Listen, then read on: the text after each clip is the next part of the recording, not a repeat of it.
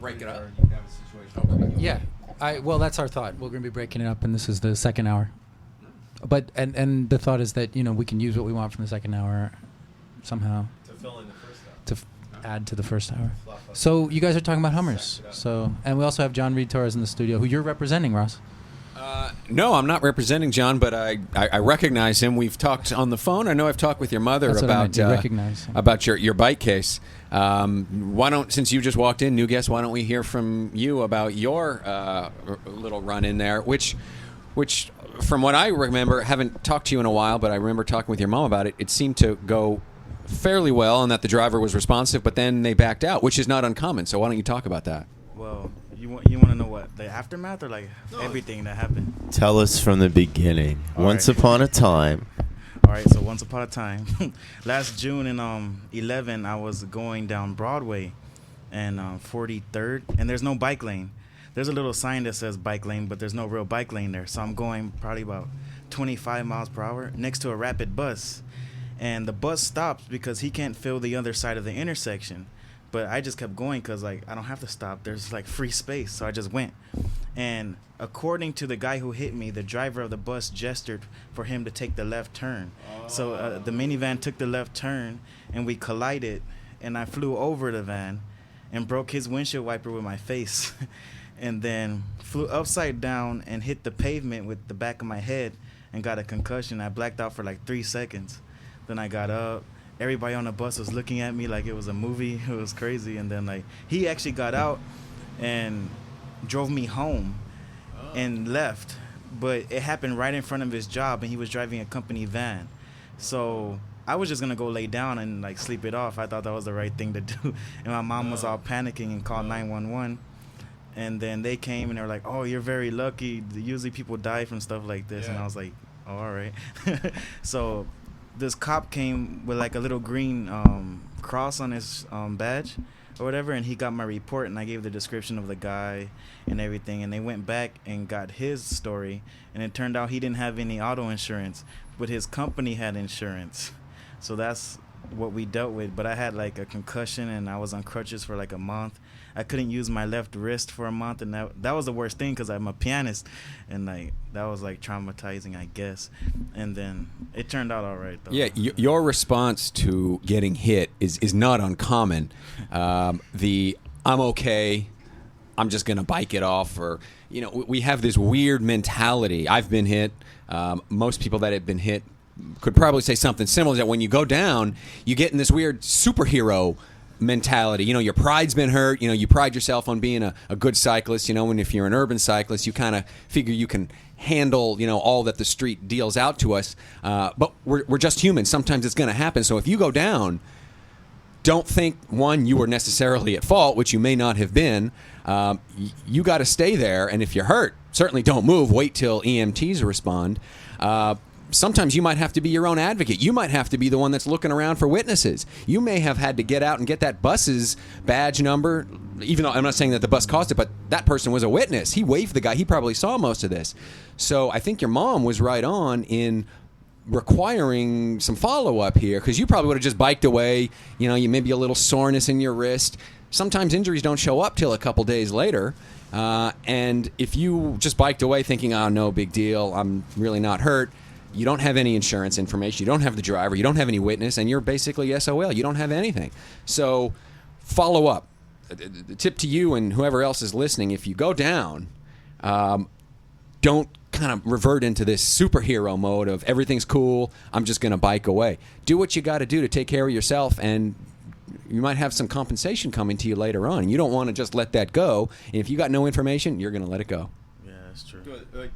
Getting back to the medical situation, I've always heard that if you have a concussion, you shouldn't go to sleep or anything. You should actually try to stay as alert as possible. I'm thinking if you were tired, that's one thing, but something about if you have you totally have a blackout, they want to make sure you don't have another blackout, and this time it's almost like comparing it to a computer systems failure, and in this case it's your life. So you want to avoid that. So you want to always be responsive to the fact that you're alert enough to stay awake. I used to remember it was like 4 to 6 hours. If you pass that, then you're okay to basically go about your business or something. But something like that, if you go to bed, there's all these cases about people waking up and they go, oh, he just had a mild contusion, but now he's dead because nobody looked in on him or something like that. I think the long and short of it, and I'm not a doctor, medical advice is beyond my pay grade and my expertise, but get the medical treatment you need. If you're feeling hurt, wait there. Call 911. Wait for the ambulance to show up. Don't, like we talked about just before you walked in on the last segment, don't deny that ambulance if it's being called and looks like someone has called one because they think you need one. Like you're lying there in the middle of the street and you got blood all over the place. You don't need to get up and say, oh, everything's cool, I'm just going to walk away. So I don't know about a concussion, but I do know that sometimes latent injuries take a while, just by their nature of it being latent. It takes a while to show up. So get the medical treatment you need, not only for yourself, which you don't want to be straddled by a bike injury 20 or 30 years down the road. You don't want to wake up when you're 50, 60, 70 years old with that bad back, with those bad knees, with that bad wrist saying, oh, this is from that bike crash 30 years ago. I still can't walk right. Get the medical attention you need for yourself, as well as if there's a legal case, hopefully you'll be getting that back, and hopefully you have medical insurance to cover that. Talk about his specifics if you want to talk about your injury. Oh, yeah. I went to one doctor and they did x-rays and they said, oh, nothing's fractured. Ended up going to another one. He did some x-rays in a different way from different angles and came up with the fifth vertebrae is actually cracked and pressed down on the cartilage, which is pressing down on my sciatic nerve. And that's causing pain all the way down from like the center back, all the way down the back of my leg. One thing I want people to understand is this is not typical bike riding days. Get out there and ride your bikes. I've ridden for 30 some odd years, and this is my first collision. Biking is actually cool and safe. Do it.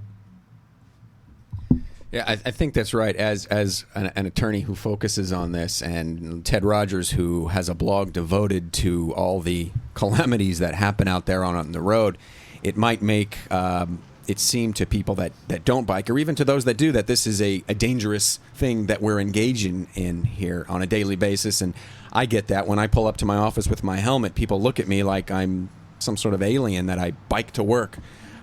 Which is really a strange mentality. But of all the miles logged by all the cyclists all over the city, county, world, I've read all sorts of statistics, but you're probably, I think you stand statistically a greater chance of falling in your shower and breaking your neck than you do of getting hit on the road. So yeah, I hope this doesn't scare people. It's a reality that you should be thinking of in the back of your mind, and always being vigilant and riding appropriately and responsibly is key, but let's not scare people off and think that this is too dangerous to be doing.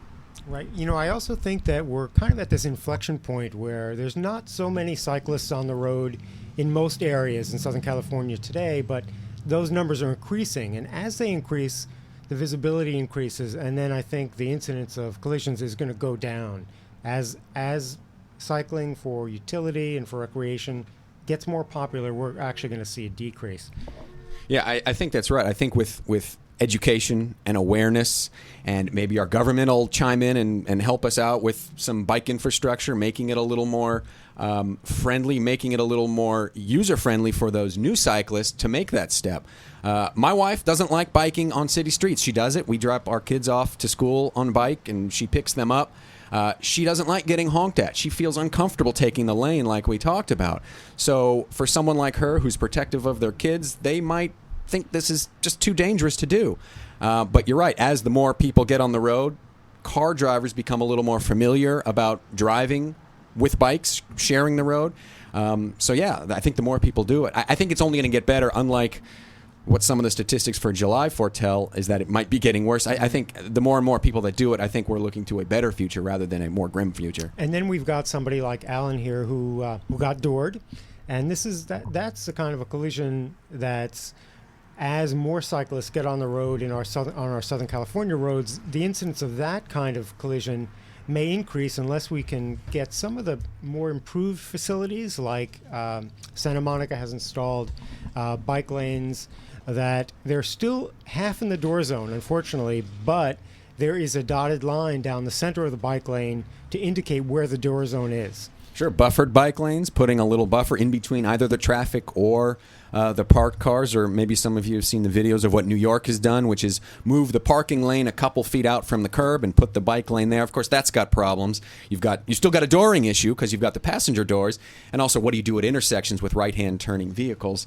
But we're sort of experimenting here. Bikes have been around for a long, long time, so you wouldn't think we'd still be in the experimental phase as far as biking infrastructure goes. But I think sort of our car culture has taken us away from thinking about roads and traffic as being anything other than moving as many cars as fast as possible. So we've taken we've put bike infrastructure on the back burner. I think if we move that to the front burner, I think we'd see all sorts of wonderful benefits: decreased pollution, decreased traffic, healthier people, healthier kids. I mean, there's just a whole host of benefits that we really should be moving, and it's kind of funny that this is really an uphill battle as far as bike advocacy goes, to get people to say, hey, this really isn't a bad thing, and this might actually be a good thing. You talked for a minute about the police or being re-educated in this sense. Let's just go to the drivers too, and I bring this up with it's kind of one of these tongue-in-cheek moments. The AAA had an issue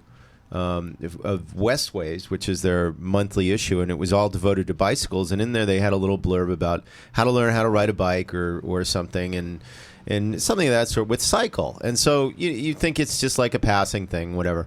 Cycle has been inundated. Last month, they taught a record number of classes and continue. They usually have if we need 10 people in a class, we'll have another class, maybe have 2-3 extra classes. They have had classes every week, from what Dan tells me. And Dan was a little kind of concerned because we remember that AAA was one of the people that were not directly opposed to, but they were definitely lobbying against the the 3 feet, giving 3 feet to bicyclists, because they saw it, like the NRA, an infringement. You have one ruling. My God, this will open the doorway to a floodgate of things. But I happen to believe that education on both ends can be improved. What's your take on that, Ross? Yeah, driver education is key. I think we could reduce so much of our negative interactions on the road that happen out there between cyclists and drivers if we educate everybody. Cyclists could use just as much. I'm not taking cyclists out of this equation, but just to answer your question, just because more people are driving on those roads than are cycling, so driver education is so important. So how do we do that? Things like Jim Brown, who talked earlier on the show about the 3-foot law. That really has issues when it comes to enforcement. How often are cops going to cite people for violating a 3-foot law? I think what the benefit of a 3-foot law has, though, however, is this huge education component. If we can start a campaign, just like what we did here in L.A. when Mayor Villaraigosa got behind the cycling, the safety campaign that LACBC and Wolfpack Hustle and some other designers were involved in. They put those all over the city. Those, give us 3 feet for safety. So that's really, and the same thing with the anti-harassment law that LA passed recently, went into effect back in September. Since September, I've gotten a number of calls on that. Not a lot, but I've gotten a few. It has not been something that I've seen a single case filed yet. So those predictions of this is just going to open the floodgates to our courthouse and cause all sorts of litigation just really hasn't panned out. But really the benefit of a law like that, yes, it does provide cyclists a private right of action where our criminal laws can't be enforced by our law enforcement.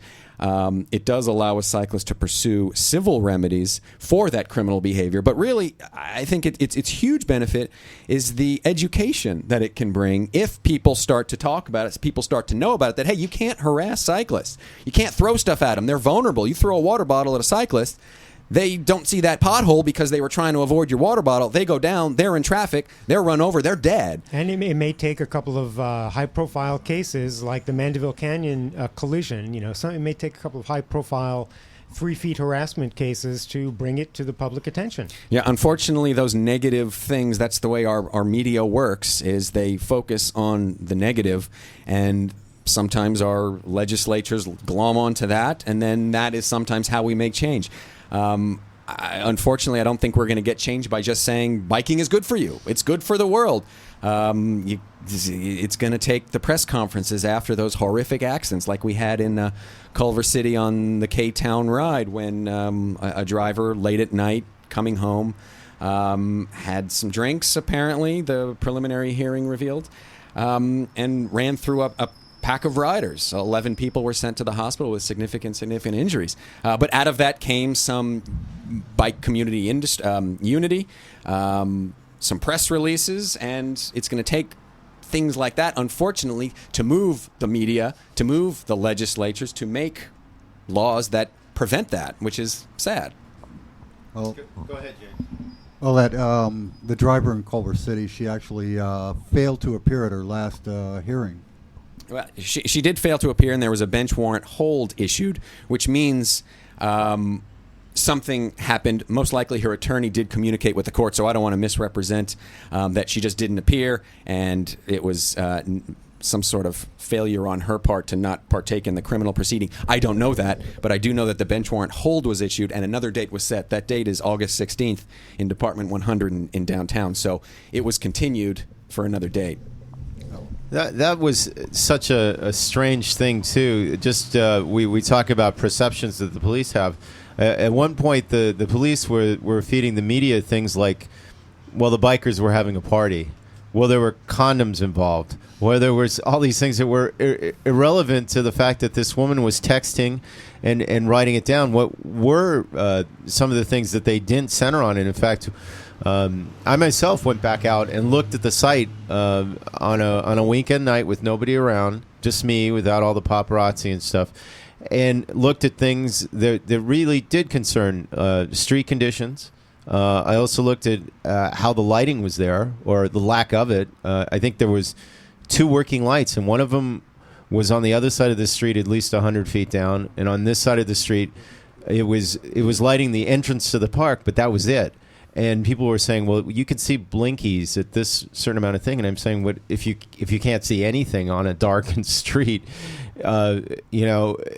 Obviously there's the fact that you're impaired in texting. That's one thing. But if you can't even see the street, let alone people on the street, that might not be her fault totally. And this is not to make sides or get calls saying, chicken leather, what are you doing going against the bike community? No, I'm trying to be like the balanced kind of voice here and say, it's not any one fault, but there are certain things. Obviously, I'm not the first one to say this. Well, that reporting was horrible. And we made a big deal of it here on Bike Talk. Yeah, no surprise the major media was looking for the story being drunk hooligans out there on the city streets looking for trouble, when in reality it wasn't quite that.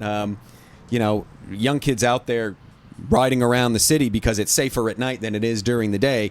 They're out, they're getting exercise, they're riding around, they're communing with their friends. They happened to be at this lookout, which has a great view of the city, which a lot of people go to during the day, and some people do at night, I'm sure. But just because they were young kids, particularly of maybe the media picked up that they were a particular ethnicity, and they found a condom out there, which who knows when that condom was put there. I mean, that was just deplorable reporting. How many condoms do you have in your pocket there, Ross? Well, you don't want to talk for personal about it, reasons, right? we don't need to get into that. Okay. But no, we talked about bias. talked about bias being as far as officers. The media has a similar bias, but the media is just look. They're out there doing a job. They're out there to make things look sensational. They're out there to give the people what they think they want to hear. And if they want to hear that a bunch of people are out there drinking and smoking and doing whatever, and victimized car driver runs over a whole bunch of them, then that's going to shape their story, which is unfortunate. When it bleeds, it leads, is the old hackneyed saying. But where the mainstream media fell down on that story, and where the police reporting famously fell down at the time of collision, the bike blogging community came in, filled the vacuum, went out there, did some lighting and visibility tests. They kept it in the to the public attention. Streets Blog in particular was really dogged, reporting every turn. And so I think we see where the media hasn't really been responsive to bike concerns, and where the police has been a little slow in getting up to speed. The bike blogging community has definitely been out front, highlighting the biases. You mentioned Stephen Box; he's done a great job of that.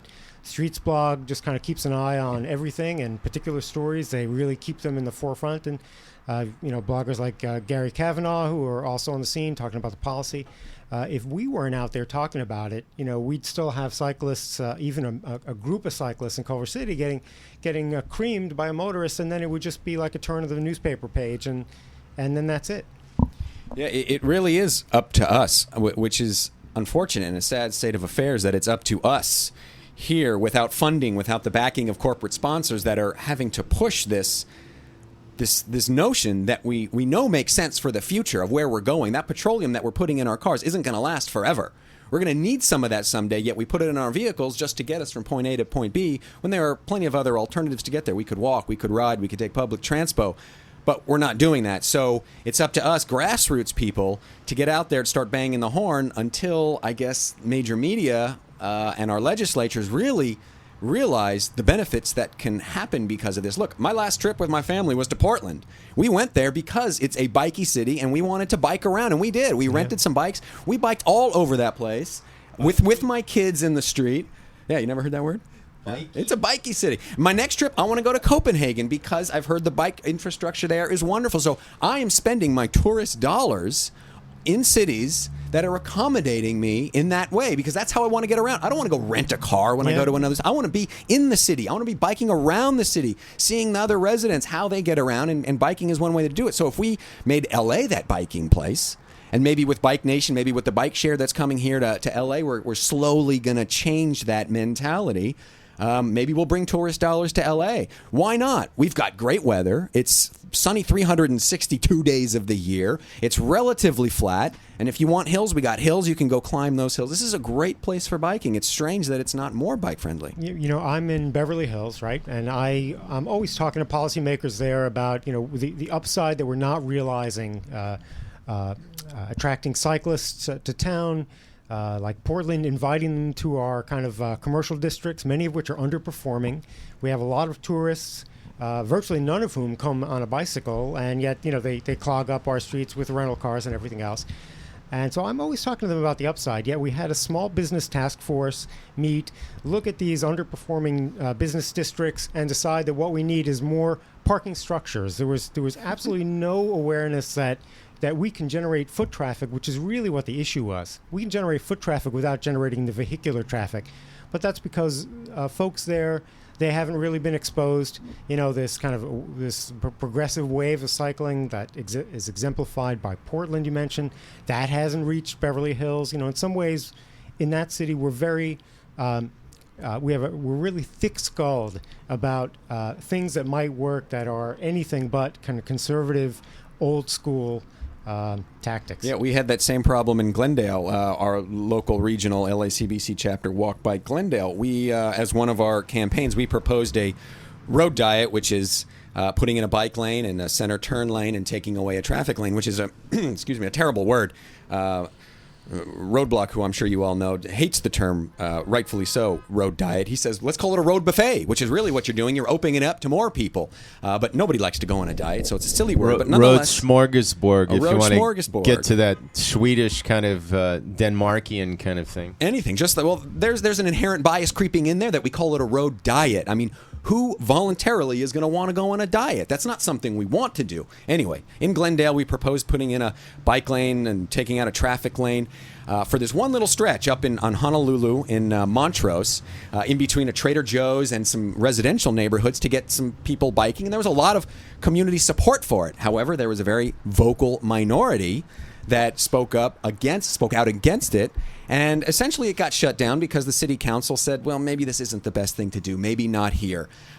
So small change got, shut down by the city council. So, yeah, it really is an uphill battle. Yeah, and if you scale that up, we have a city council in Glendale or Beverly Hills or anywhere. It's very responsive to local concerns. They have an ear to the business community, the so-called small business owners. There are influential people in the community, especially in Beverly Hills, that they tend to listen to.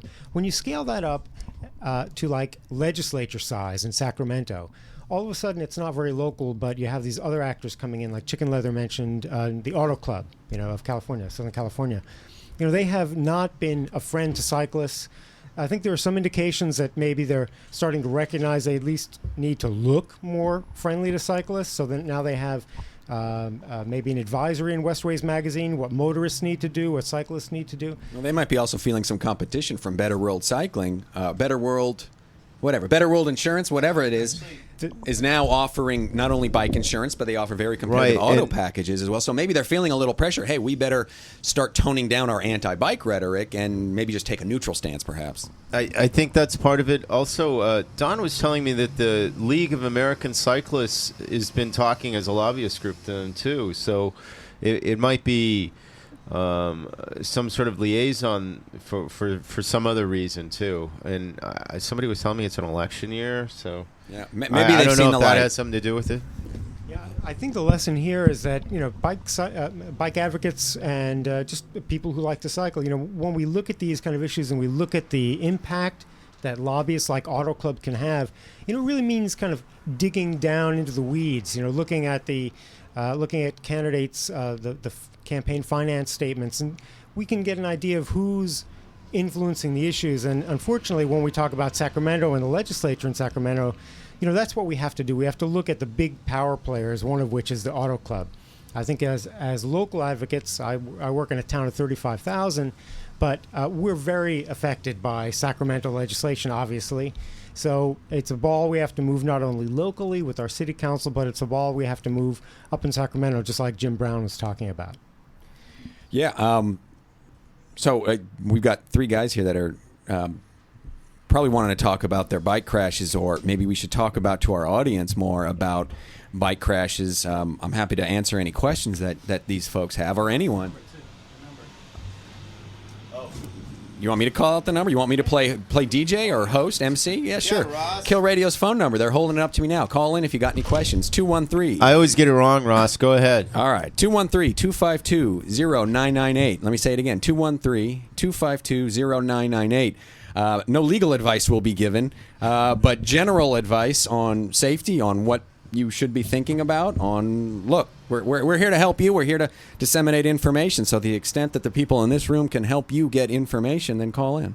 Ross, there's no Hippocratic oath within the lawyering business or the legal field, but there used to be. No, but there is the golden rule that I think we should all observe, right? Which is do unto others. That is that included in lawyers? I thought it was do unto lawyers as long as it doesn't ruin my bottom line or something. And gets me some good billing rates. Well, here, right? but see that's the perception a lot of people say. It's like everybody's out to make a buck off of you or something like that. Is there really like?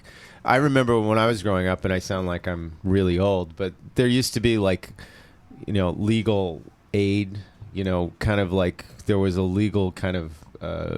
Almost like a legal bike kitchen, a legal kitchen that you could go to, and if you had a disagreement about, say, something like, I was overdrawn on this, any kind of subject, they used to be able to affect and say, should I need a lawyer? Do I really need a lawyer to talk to the IRS or vice versa? There are low or no cost public legal groups out there that you can go talk to for either free legal advice or low cost legal advice or even referrals. LA County Bar has referrals. You can call up there and say, look, I've got this issue, whether it's an employment issue or a personal injury, and they will be able to refer you to someone that specializes in that area of law. But you raise a good point. Is one of the ways I got into the bike advocacy, bike lawyering, is there was a need out there that cyclists were having trouble getting representation because biking cases, let's face it, aren't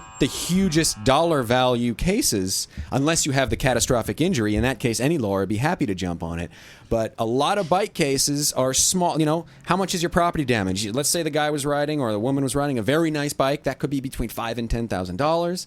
And there wasn't major injuries. Then, you know, you're looking at a relatively small dollar value case, and a lot of attorneys, they can't afford to take those cases. No, not necessarily any fault to their own, but they've got rent to pay, they've got staff, and they've got overhead, so it isn't always in a personal injury's best interest to take a smaller dollar value case. Maybe there's something going on outside here. I Why don't we had take too a much look? cheese this morning for breakfast. That's me. So Ross, I think your instinct I'm was gonna go right investigate about that, make getting sure we these don't have to evacuate other the building. guys in the mix here. What maybe you could? Is there anything else that you could tell them about what to do in their particular cases, or can you give free legal advice? Is there something about that you can't do?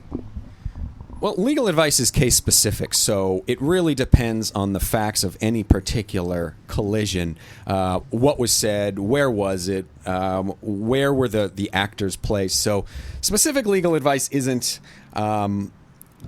worth all that much. But where we started this to maybe come full circle is, what to do when you get in a collision, and there's plenty of information out there on what to do. First off, ride defensively, ride assertively, be in the right place, control that lane if you have to. Don't put yourself in the position of getting in a collision, first of all. That's first and foremost. And if you need to take some bike education classes, there's great classes out there. Some of them I think are even free, put on by various cities throughout the county. Take some of those. They'll train you. They'll get you some good tips on how to ride safely in the city. But let's also get into how it's society's fault. Guys, do you feel it was society's fault? Well, I think most drivers out there don't expect to run into bicyclists. They only expect to watch out for not crashing into other cars and stuff like that. And I mean, like what you were saying about Glendale, them shooting down the bike lane proposal. I mean, bike lanes are, I think, not only they provide a safe spot, the buffered ones outside of the door zone, right. That they give drivers the mentality that they will have to look out for bikes more often than they had before, instead of just other cars. Like I was reading in New York, like you were saying, they put in the bike lanes, I think, on 300 miles worth of their streets. Yeah. New York has made huge strides, and if you're not really in the bike community, you wouldn't know that New York has just become a super bike-friendly place. They still have their problems out there, but they've really made strides. They've got a great... they've got some support from Mayor Bloomberg. They've got Janice Sadiq Khan, who's the Department of Transportation chief over there. And there's top-down support for bike infrastructure, and it's really made a difference. I haven't been to New York in a while, but I'd imagine there's a lot more bikes on the road than there were when I was living there back in the 90s, and I was biking back and forth to work, and I was the only one. Yeah, they said, I think they said 9th Avenue, since they put in the bike lane, traffic-related deaths dropped by 50%. And bike-related injuries dropped by 57%. Yeah, that's great. So going back to let's blame society. Is that where you want to go? You want to be sensationalist? And I just don't want to say that the only thing that we're taking from this is that we need to change what we're doing, because I mean you can't. You do need to ask that of people, but at the same time, you shouldn't have to be an expert to not get creamed.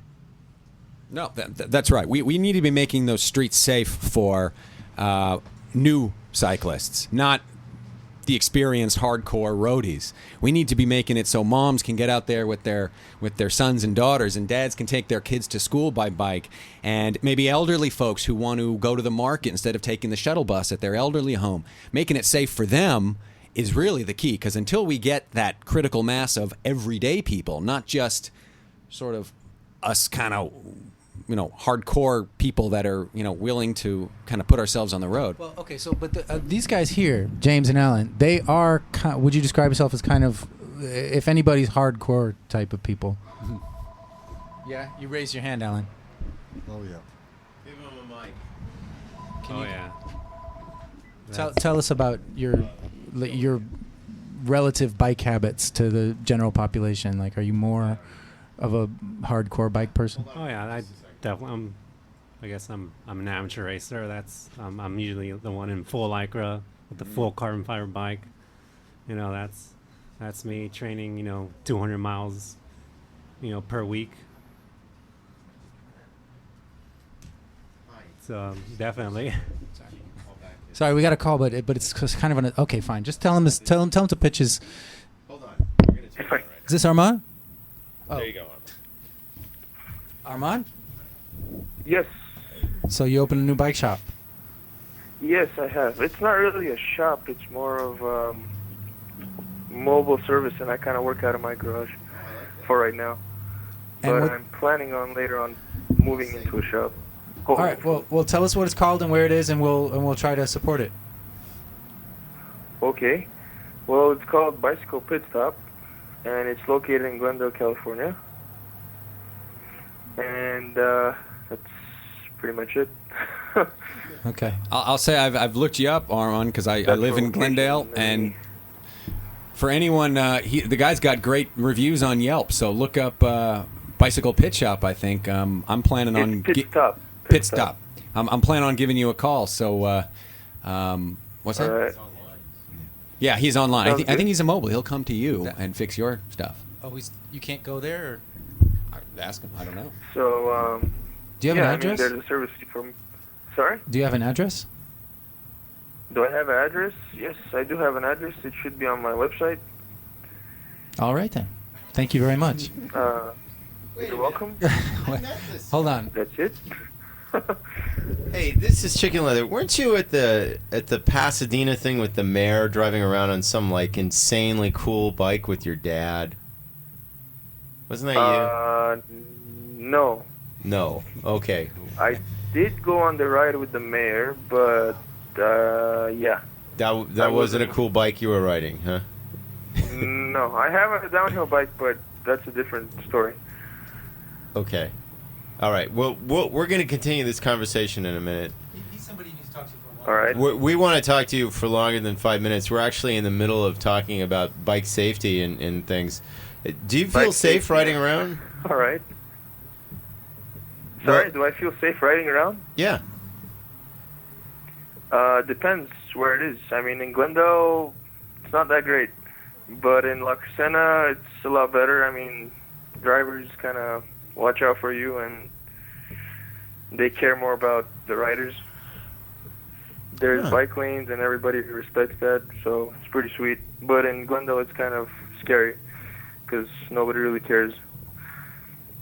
Well, Sorry? no, that's a great candid answer. Just putting you on the spot there. Well, I mean, that's how it is. I understand, yeah, Glendale is the safest city of all, but unfortunately for riders, it's not, just because of the drivers they have. Yeah, we were I talking. mean, I think everywhere it's like that, but Really?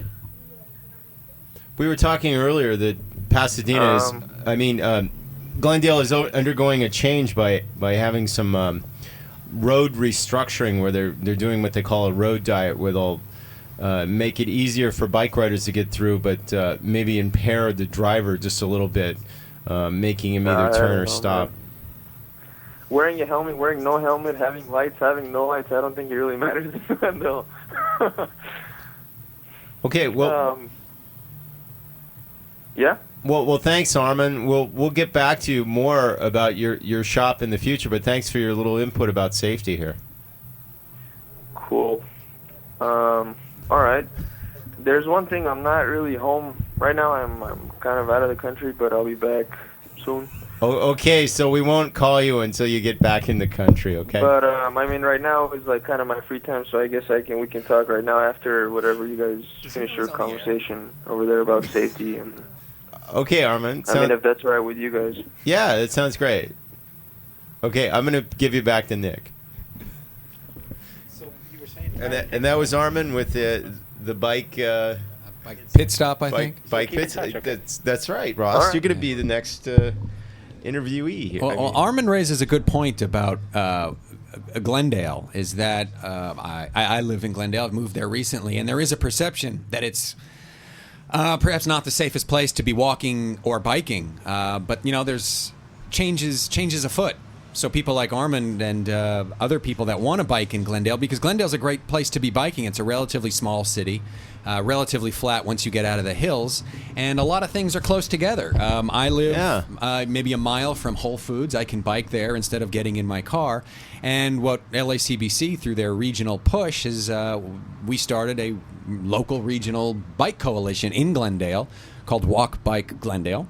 And we've got quite a few people that are interested in making a change in Glendale. And we go to city council meetings, and we're advocating for bike change, and we want to get a bike plan passed. And Bike Advocates, a BAC, which they have out in LA, and they're sort of trying to duplicate that in Glendale.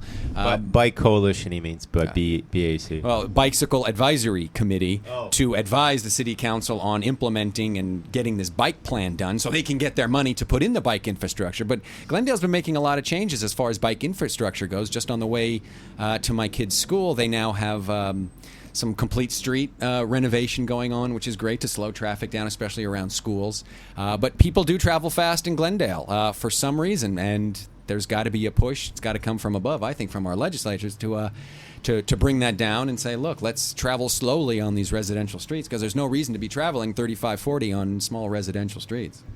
I know that Black Woman Sidekick was sort of house sitting over there. This is another local DJ, and we had to go through Glendale, and it wasn't like Escape from New York or Escape from LA, a John Carpenter film where you had to get out of Glendale. It was nice. I find it a very pleasant were place. Hanging out there at the Americana and stuff, but it all seemed to be more, if you didn't have a car or a ticket to park your car, they just sort of looked at you like, well, where do you want to put your bike? And I go, don't you have a bike rack or something? And they go, bike rack? All these things are like, we were like from Mars or something, because we rode our bikes and we weren't winded and everything was fine, and we didn't need drinks right away or a movie or anything. We just wanted to enjoy Glendale, which is really a kind of a foreign kind of thing there. But on the road diet, we noticed that some of the smaller, let's say, streets within the Verdugo kind of brand kind of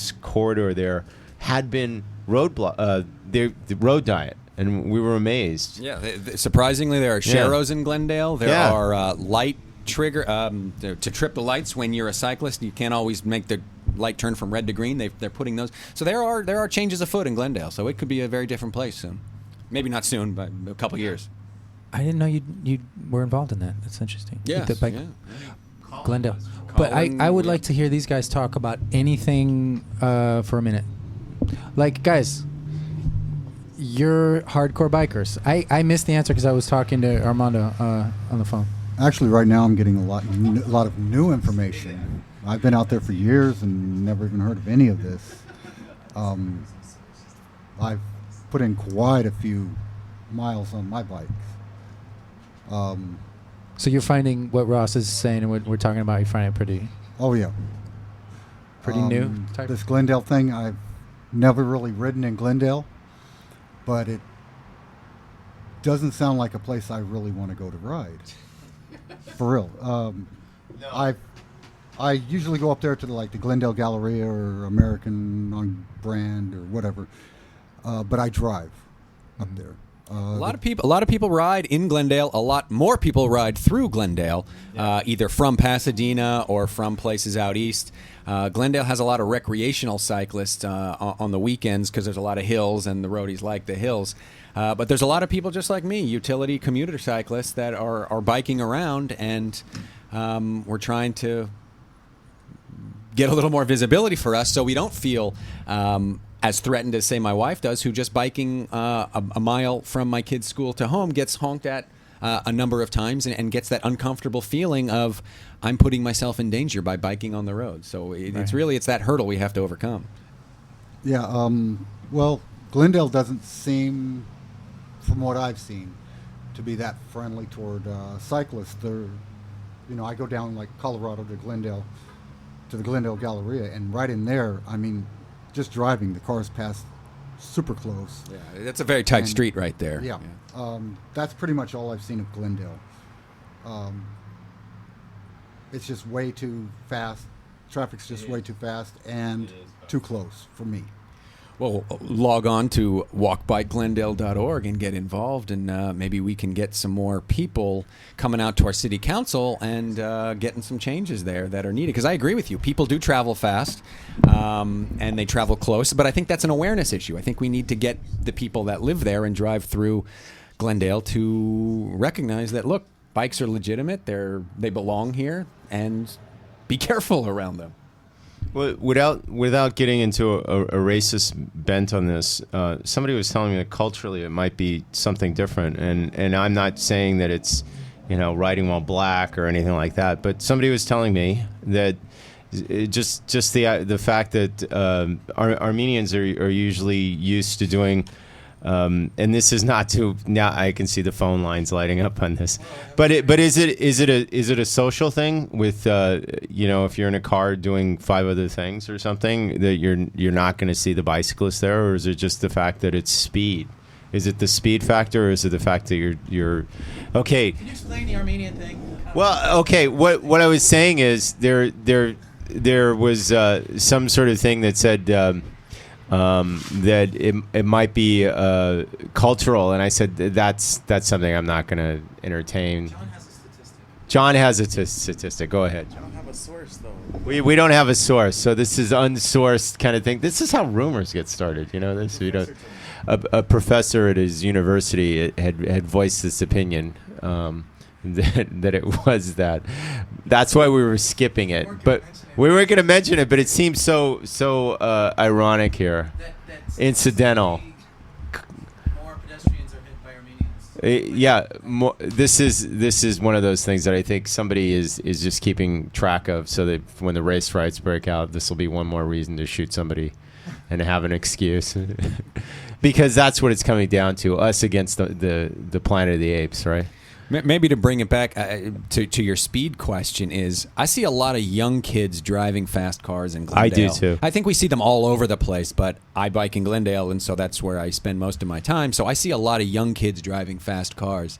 So maybe it's a speed, maybe it's an awareness. If they're a young kid, maybe they're social, maybe they're very tech friendly, and they've got that phone in their lap and they're texting, right? Which is a terrible thing. I mean, how many of us, when we pull up to the red light, take a look over at the driver next to you, and that person's sitting there texting, on their lap? They know they're doing something wrong. They know they shouldn't be doing it, but they're doing it tried to nonetheless. hide the phone. I always love when they're trying to hide the phone, but they've got the phone. It's in their lap because they're always staring at their lap. Yeah. Now they could be staring at something else down there, but I'm assuming they're staring at the phone because then they pick it up. The technology's great, but that has the potential to kill somebody. So, if you take your eyes off the road because you're texting, you can kill someone. I mean, so it's terrible. Culturally, technology-wise, I think we have to solve this. We could solve it with technology. I know that there's Bluetooth and there's other things, but it's been proven and shown by studies that you're distracted, and I think that's the big thing. If you're going to drive somewhere, it should be driving. It shouldn't be distraction. I know myself got rid of, and people look at me going, why there's no car stereo? Why is there no anything in this car? It's just you and a key in the car. And I go, because I want to pay attention to the road.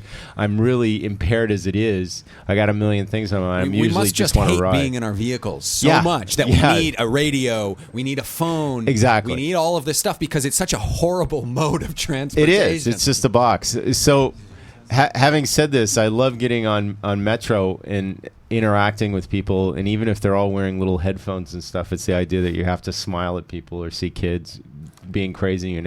These are kids that aren't going to get killed. Go ahead, James. Try driving around at night and watching all these cars with this blue glow on the driver's face. Oh, exactly. All right. Well, now that I've ruined it for everybody, I know we're supposed to do the calendar in the last 10 minutes, but I do. Streets Blog is doing a couple of things. As you answer that phone, we just want to mention that next Thursday, along with Streets Blog doing their civic duty on their calendar and listing a number of things, including Green LA tonight and tomorrow another ride. Next Thursday is a big benefit. We want everybody to come out at the Flying Pigeon for Shay, who used to be with Cycle. She's had some medical, I guess it's bills or issues or something. Anyway, Shay we're will gonna always be with Cycle. Shay, we're gonna come out and support you, and even Chicken Leather. I'm gonna go through the old archives and see if I can't dig out some things that are comical but not embarrassing, which might be good because. So what is that? Next Thursday, the next benefit Thursday, that Streets Blog next is Thursday. hosting? It means I'm going to get my 2 VCRs together and Why don't start you tell editing people where that is recklessly. so they know? 37. Oh, they moved 3404 North Figueroa. That's 34th and Figueroa. Gold Line close on the Heritage Square stop. That's the second stop off the Gold Line if you're going north. And it's going to be a fun night. There can be food and partying going on. Thunder, wonder. Film going on. Rod, so you're asking me like you've never been to one of my events. No, it's not my event. I'm It's thinking their of event. our radio audience here. That's who I'm thinking. Well, looking it's out funny for. because I also bumped into the woman from Streets Blog who was out there last week at the Bike Oven. Apparently, there's somebody in South Central Los Angeles, and we're not supposed to say this, but what the hell? This is how real news gets out there in the community. They're looking at opening up a bike kitchen / oven type of facility in South Los Angeles, South Central Los Angeles. So I don't know if it's That'd be Central, great. South Central, but in Los Angeles, everybody here is just perking up because what is it? That's where you live? He lives in 49th and Fig. James over here is raising his hands like God be praised. Actually, I was thinking of doing that on 62nd and 62nd in Vermont. Well, it's funny because there's a need, obviously, that's there. People don't want to go all the way to the Bike Hub or come all the way into the inner city to the kitchen or Bisa Libre or something. But these are alternatives, and that's the fastest thing that we're finding. In fact, this was a bike dealer that said, hey, I want to give something back besides just like bleeding my community. You know, I want to give back to the community, and he was doing this. And we're going to stay in touch with everybody to find out if and when he succeeds or when he's going to open it. He was just going. They were doing an exploratory. So kind of thing. that's one calendar item. Next Thursday, the Streets Blog fundraiser. Absolutely. Another thing is not necessarily a calendar item, but along the lines of an LA iconic cycling legend. Nick, you and I have been talking a long time to come out, and it's been probably 3 years since we met initially at Blessing of the Bikes, probably about 3-4 years ago. And I was talking with Jim Cadenhead, who used to host this show before then. Jimmy C. Jim C., who's, like I said, an LA cycling legend. Let's put this calendar item out there. Jim, who hosts BMX rides for little kids out there in Santa Barbara, where he moved, recently got into a pretty bad crash. No. So if you didn't know this, they are now accepting donations. Apparently he didn't have health insurance. There's a website. You can go to his bike shop blog, and it probably will link you there. Cranky's is his bike shop in Santa Barbara. There are other ways to find out, but Jim C., he's looking for help right now. He's got a kid. He's got a family up there in Santa Barbara, and this bike accident may have taken a toll on his financial. So he could use any donation. So if you didn't know that, log on and go check out what Jim C. is up to in Santa I didn't Barbara. know this, and I know Jim C. is just always kind of looked at for running a bike shop and stuff, but he also did a couple things. We talk about community. This is just like a no-brainer. He actually brought the Bicycle Film Festival to Santa Barbara because I guess they weren't going to make a stop in Santa Barbara. It's just like a little Jim town C., out there. he's one of the And he brought co-founders that, of Orange 20. and he had a whole bike day there. And Before that, he worked at the Bike Kitchen. Right. He was one of the first really grassroots, Absolutely. hardcore cyclists that I found here in the city that taught me all about fixed gear riding and city riding. And he's just a great guy all around. And if he needs our support from this community, then I'm more than happy to give a shout out to him at this point in time. Yeah, I didn't know this. We didn't know this. None of us knew this. Maybe I don't know when your next show is. Somebody but, maybe broke we to can me patch that him he in was a if he's ginger feeling too. good So there's another kind of racist comment that I can make there. I think it was last week or the week before. I saw it's been circulating around the interwebs. No, but seriously, let's we can do our best to help him out. I don't know the extent. I saw a very short blurb, and there's a couple little posts, but it was as a result. I don't think it was a car on bike thing. I think it was had to do something with his BMX kids camp that he runs. So maybe he fell off the side of a mountain. which is not unheard of in BMX. Well, having said that, the last 4 minutes of the show, there's this thing called the Olympics that's been happening. Okay. Have you heard about it? Do they have bikes? Yeah. Today was the first day, or actually last night at 3 a.m, the NBC. If you don't like NBC's coverage, there's NBC Fails. You can always log onto that. But last night at 2 or 3 in the morning, they actually had the first bit of track pursuit that I saw. There was an Armstrong who, from the USA, won a gold medal. That's she right. happens to be a woman, not the Armstrong you probably thought I would be She'd talking been doing about. it for 4 or 5 times. Yeah.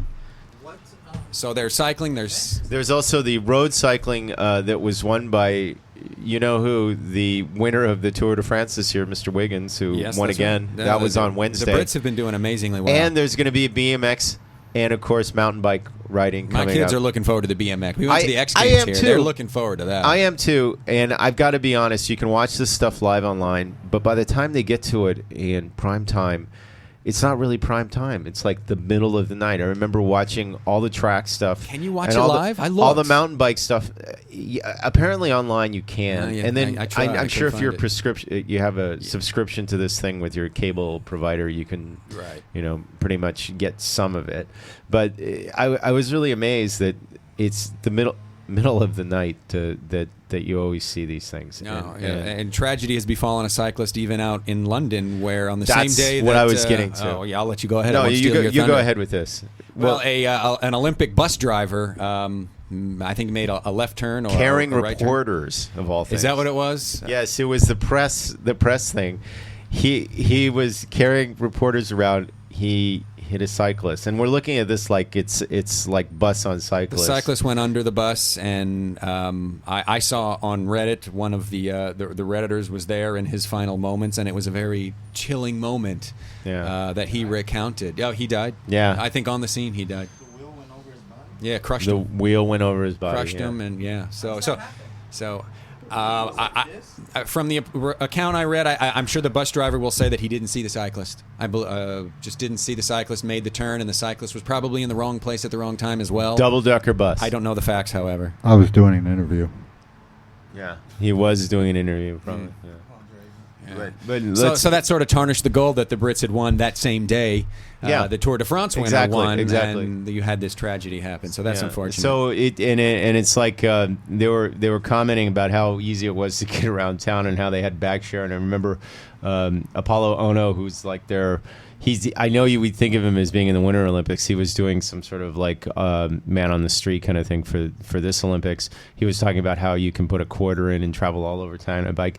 I have not seen another kind of commercial for that since the Olympics started. It was almost like public service announcements, along with they're green and look at this great building they built, and it's going to in a blighted section of London. And I've heard great things about bike share all Yeah. over the world. I hope when it comes here to LA, it's thoughtfully done, and we have the infrastructure to support it, and people use it, and it's one of those things that tips the scales in favor of making that final push of everybody to get on their bike and see LA as a real biking city. Yeah, we got to talk to those people at the Ciclavia, and they also came out for the River Ride. Bike Nation, is that what you're talking about? Exactly. And they talked also that the first ones are going to be in Anaheim, which we don't think of as a bike-friendly kind of city, but Orange County, apparently, they want to make that push there in a place, almost looking for new places to sow and seeds to start there. It might not be the heaviest or as somebody like Michelle Maurer used to say, they're not the bike gonzo people that are there. But I like to believe we're going to spread the bike culture with women, kids. We're getting signals from or our main the share. engineer here that it's 12 o'clock. Does that mean it's time to wrap up? I think he is. That means they're shutting down the power here. Yeah, that was a phone call probably. So anyway, we want to thank our guests here in the studio today. No, thank you for having us. Thank you, Ross. Thank you, James. Thank you, Alan. And I forgot your name. John.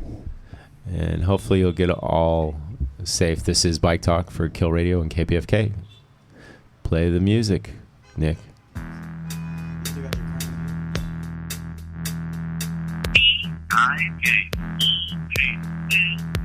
I-K-G-L-K